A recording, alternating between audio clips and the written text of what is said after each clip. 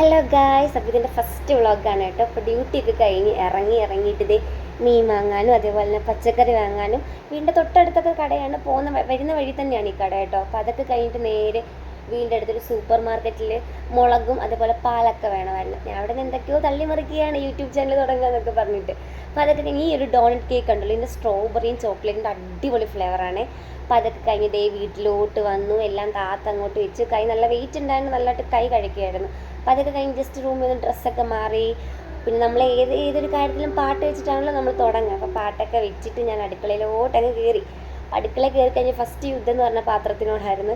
അതൊക്കെ കഴുകി കഴിഞ്ഞ് രാത്രിയത്തേക്ക് ഇതേ മീൻ കറി വെക്കണമായിരുന്നു. അപ്പോൾ അതെടുത്ത് വെള്ളത്തിലിട്ട് അതൊക്കെ ജസ്റ്റ് ഒന്ന് ക്ലീൻ ചെയ്ത് തേങ്ങ അരച്ച് വെക്കണമെന്ന് കരുതിയത്. അപ്പോഴത്തേക്കും തേങ്ങ അരച്ചൊക്കെ ഒരു മൂടുണ്ടായതുകൊണ്ട് തേങ്ങ അരച്ച് വെച്ചു.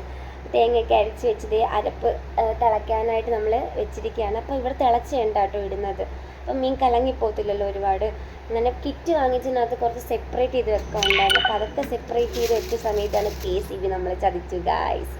എന്തായാലും തേങ്ങ അരയ്ക്കുന്നതിന് മുന്നേ പോയായിരുന്നെങ്കിൽ തീർന്നു. എന്തായാലും അരച്ച് കഴിഞ്ഞിട്ടാണ് പോയത്. അപ്പോഴത്തേക്ക് ഇത് എന്തായാലും കറിയൊക്കെ സെറ്റായി. ഞാൻ ഉച്ചയ്ക്ക് ഫുഡൊന്നും കഴിച്ചിട്ടില്ലായിരുന്നു. അപ്പം ഇപ്പോഴാണ് കഴിക്കുന്നത്, നല്ല വിശപ്പുണ്ടായിരുന്നു. അപ്പോൾ അതൊക്കെ കഴിഞ്ഞിട്ട് എൻ്റെ ജൂലി ഉണ്ട് കേട്ടോ, ഒരു പട്ടിക്കുട്ടിയാണ് എൻ്റെ. അതിന് ഫുഡും കാര്യങ്ങളൊക്കെ കൊടുത്ത് നാളത്തെ യൂണിഫോമും കാര്യങ്ങളൊക്കെ വാഷ് ചെയ്യാനുണ്ടായിരുന്നു. പിന്നെ നാളത്തേക്ക് സാമ്പാർ വെക്കാമെന്ന് കരുതിയിട്ട് തലേന്ന് അരിഞ്ഞ് വെക്കുകയാണ്. അപ്പോൾ രാവിലെ കഴിഞ്ഞിട്ട് അത്രയ്ക്ക് പണിയില്ലല്ലോ, ജസ്റ്റ് എടുത്ത് കറി വെച്ചാൽ മാത്രം മതി, അരിയൊന്നും വേണ്ട. പിന്നെ നമ്മുടെ ലാസ്റ്റ് കടമ്പയെന്ന് പറയുന്നത് ക്ലീനിങ് ആണല്ലോ.